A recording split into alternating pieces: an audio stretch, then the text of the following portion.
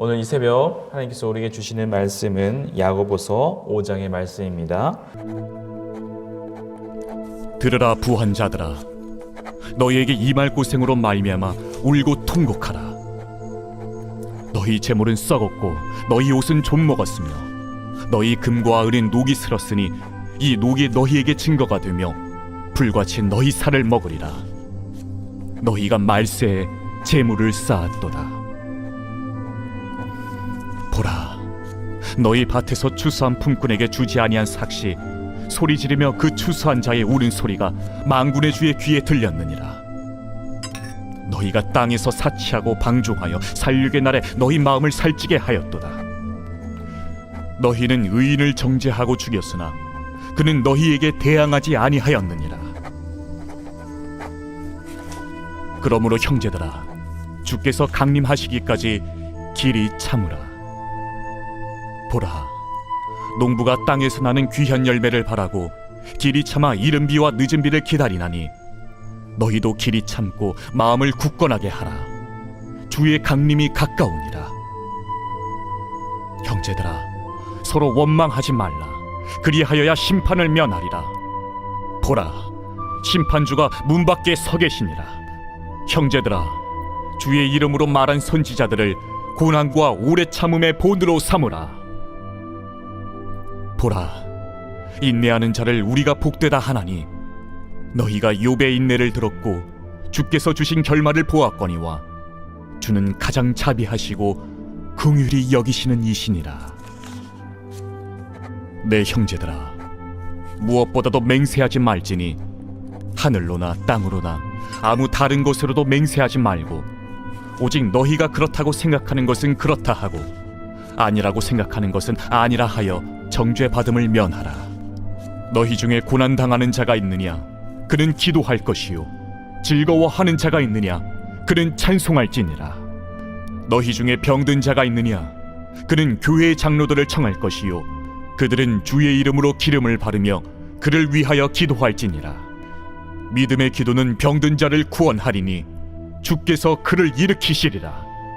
혹시 죄를 범하였을지라도 사하심을 받으리라. 그러므로 너희 죄를 서로 고백하며 병이 낫기를 위하여 서로 기도하라. 의인의 강구는 역사하는 힘이 큼이니라.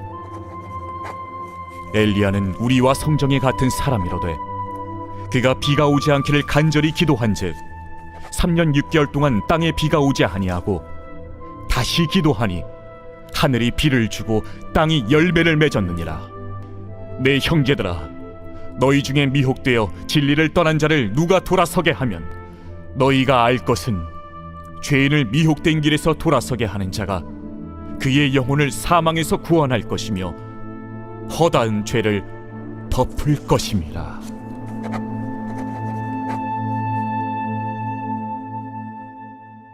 오늘 본문 야고보서 5장의 말씀은 성도가 세상적인 영향으로 갖게 될 그런 부정적인 모습에 대해서 경고로 시작을 하고 있습니다.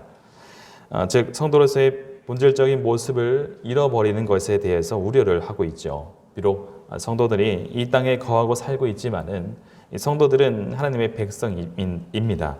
따라서 삶의 방식과 또 추구하는 바가 세상의 그 불신자들과는 분명하게 구별되어야 함을 오늘 말하고 있죠. 특별히 오늘은 불의한 부에 대해서 하나님의 심판을 경고하고 있습니다. 부자들이 쌓아 올린 그 재물들은 영하는 것이 아니며 일시적인 것에 불과하다고 야고보는 말합니다. 그들은 이 땅의 재물들이 영원한 것으로 생각하여 가난한 자들과 또 나누기를 하지 않고 또 욕심으로 높이 쌓아 놓게 된다는 것이죠. 2절에서 3절의 말씀에 이렇게 말하고 있습니다. 너희 재물은 썩었고 너희 옷은 좀 먹었으며 너희 금과 은은 녹이 슬었으니 이 녹이 너희에게 증거가 되며 불같이 너희 살을 먹으리라. 너희가 말세에 재물을 쌓았도다 라고 말합니다. 결국에는 그들이 소유하고 있었던 재물들이 그들이 얼마나 탐욕을 가지고 살았는지를 입증해주는 증거물이 됩니다.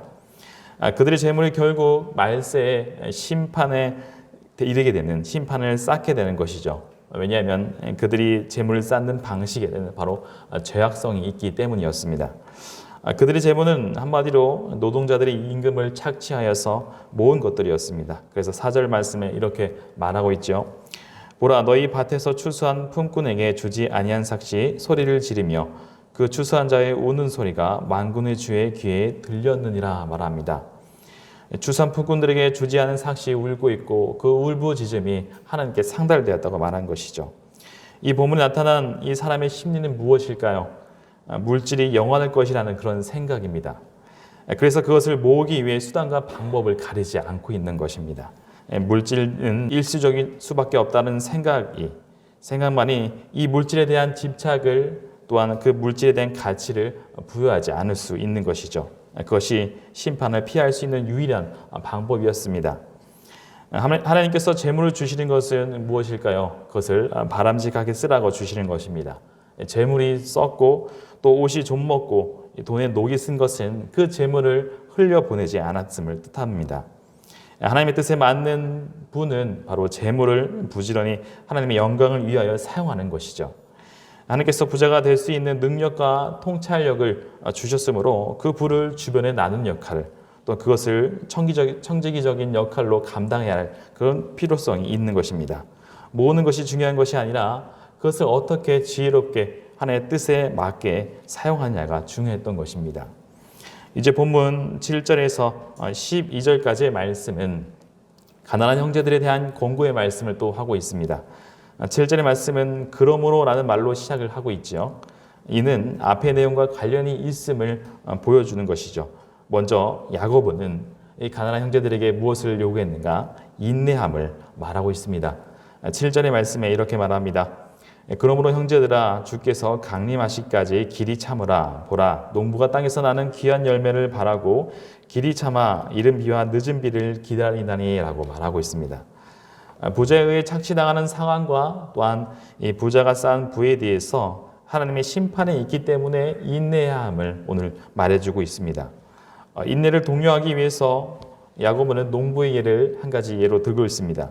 농부가 기다리는 것은 식물이 이른 비와 늦은 비를 맞고서 귀한 열매를 맺는 것입니다. 식물이 비를 맞고 귀한 열매가 맺히도록 하는 것은 농부에게 능력밖의 일이죠. 단지 기다리고 인내할 뿐이었습니다.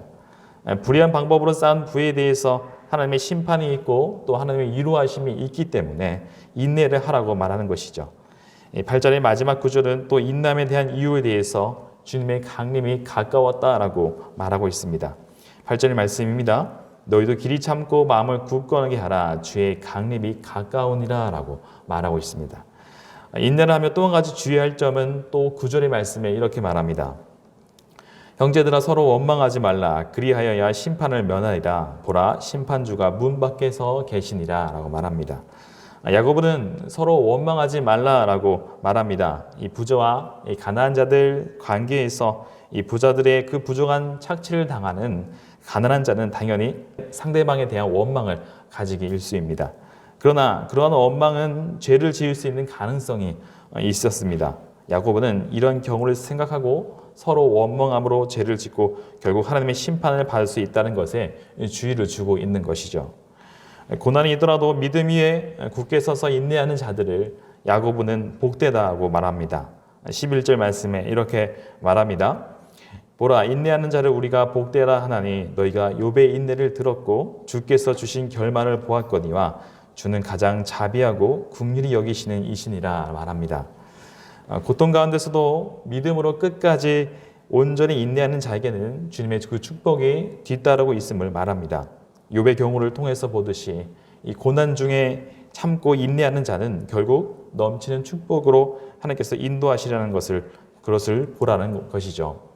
욥의 그의 인내로 말미암아 처음보다 2배의 축복을 누리게 되지 않았냐는 것입니다. 결국 이 축복으로 인도하시는 그 하나님께 우리의 시선을 맞추라고 권면을 하고 있는 것이죠. 이제 야고보는 기도에 대한 권면으로 마무리를 짓고 있습니다. 13절의 말씀에 이렇게 말합니다. 너희 중에 고난당하는 자가 있느냐? 그는 기도할 것이요. 즐거워하는 자가 있느냐? 그는 찬송할지니라 라고 말합니다. 실제 고난과 슬픔을 당하면 하나님께 기도하기보다는 자기 연민이나 원망 또 불평을 늘어놓게 되는 경우가 많이 있습니다. 또 모든 일이 잘 되어져 갈 때에 하나님께 감사하며 하나님께 찬송을 드리기보다는 자기 사랑에 빠지며 또 교만에 빠져서 하나님을 잊는 자들이 있습니다. 야고보는 이 고난과 기쁨이 나는 각각 다른 상황에서 성도는 어떻게 해야 하는가에 대해서 신앙적인 그런 기본 원칙을 오늘 말해주고 있습니다. 기쁨의 순간에는 하나님을 찬양하고 또 고난인 상황에서는 성도들이 취해야 할 자세는 바로 기도라는 것이죠. 야고보서는 행함으로 인증되는 그런 믿음에 대한 주제를 가지고 있죠. 그 주제를 놓고서 이 기도란 가장 중요한 행함 중에 하나임을 보여줍니다. 기도란 믿음의 가장 직접적이고 실질적인 표현이기 때문입니다. 먼저 고난당한 자들에게 기도할 것을 권면한 후에 특별한 문제 하나인 질병에 걸린 그런 자에 대해서 취해야 할 자세를 오늘 설명을 하고 있죠. 14절에서 15절 말씀에 이렇게 말합니다. 너희 중에 병든 자가 있느냐? 그는 교회의 장로들을 청할 것이요 그들은 주의 이름으로 기름을 바르며 그를 위하여 기도할지니라. 믿음의 기도는 병든 자를 구원하리니 주께서 그를 일으키시리라. 혹시 죄를 범하였을지라도 사하심을 받으리라 말합니다. 병든 것도 역시 고난 중에 한 가지라고 할 수 있습니다. 이러한 고난의 직면 성도들은 바로 기도로 극복해야 함을 강조하고 있는 것이죠. 그리고 그 엘리야의 기도를 예로 들고 있습니다. 바로 17절에 18절 말씀에 이렇게 말합니다. 엘리야는 우리와 성정이 같은 사람이로되 그가 비가 오지 않기를 간절히 기도한즉 3년 6개월 동안 땅에 비가 오지 아니하고 다시 기도하니 하늘이 비를 주고 땅이 열매를 맺었느니라 말합니다. 성도들의 간절한 기도는 반드시 응답을 받게 된다는 사실을 말해주고 있죠. 그리하여 성도들이 직면한 문제에 대한 진정한 해결책이 간절한 기도에 있음을 분명히 하고 있습니다. 기도를 통해 놀라운 역사를 일으켰던 그 엘리야, 우리와는 완전히 다른 특별한 존재였을까요? 야고보는 그도 우리와 같은 사람이었다라고 오늘 본문은 말합니다. 엘리야도 길을 가다가 피곤하여 지치기도 하고 또 위기에 처하면 끝없는 낙심에 빠지기도 하였던 우리와 같은 사람이었습니다. 이것은 무엇을 말해주고 있을까요? 우리들도 바른 믿음만 가지면 바로 엘리야와 동일한 그 능력의 기도를 할 수 있음을 말해주고 있습니다. 세상에 특별한 기도의 능력을 가진 사람은 따로 없습니다. 엘리야는 절대로 특별한 사람이 아니었습니다. 엘리야뿐만 아니라 성경에는 많은 기도의 그 능력자들이 등장하죠. 아브람, 또 모세, 다윗, 베드로, 바울 등 모든 기도의 능력자들이었습니다. 그들이 처음부터 특별한 자였기 때문에 기도의 능력이 있었을까요? 그들도 본래 평범한 그런 사람에 지나지 않았습니다. 그들은 목자였고 또 어부였으며 천막을 만드는 천막업자였습니다.